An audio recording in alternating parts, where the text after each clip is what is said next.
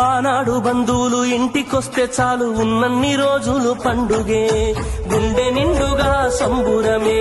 ఆరు బయట నులక మంచంపై పడుకొని కబురులెన్నో చెప్పుకుంటుంటే మనసు నిండుగా సంతోషమే.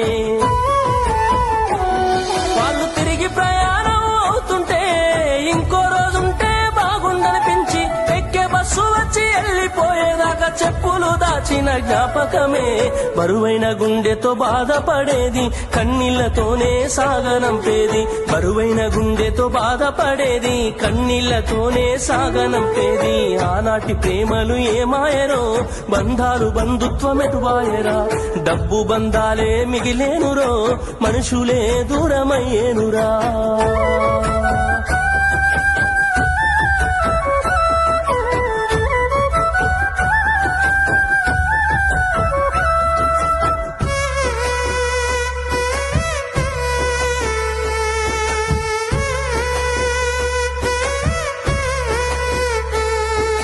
రాను రాను మనిషి కొత్తదనము కోరి స్వార్థముతోనే బతుకుతుండే, విలువలన్నీ నేడు మరిచిపోయే.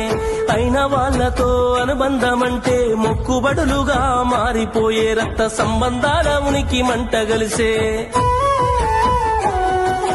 ఒకటే ఊరిలో ఉంటున్నా ఏడాదికోసారి కలుసుడాయే, ధనవంతులుగా కొంత మారిపోతే నిరుపేద బంధువుల మరిసిపోయే. డబ్బున్న వాళ్లకు ఒక తీరు మర్యాద, నిరుపేద బంధువులకింకొక మర్యాద. డబ్బున్న వాళ్లకు ఒక తీరు మర్యాద, నిరుపేద బంధువులకింకొక మర్యాద. ఆనాటి ప్రేమలు ఏమాయరో, బంధాలు బంధుత్వమెటువాయరా.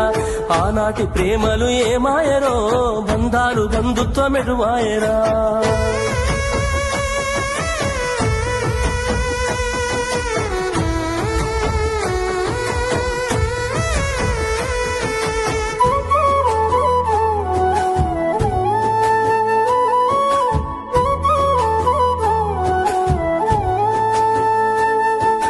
రక్తం పంచుకొని ఒకటే ఇంటిలో జన్మను ఎత్తి కూడా పెరిగిన అన్నదమ్ములైన అక్క చెల్లెళ్ళైన వేడుక ఏదైనా జరిగితే తప్ప కలుసుకోవడం జరగదాయే.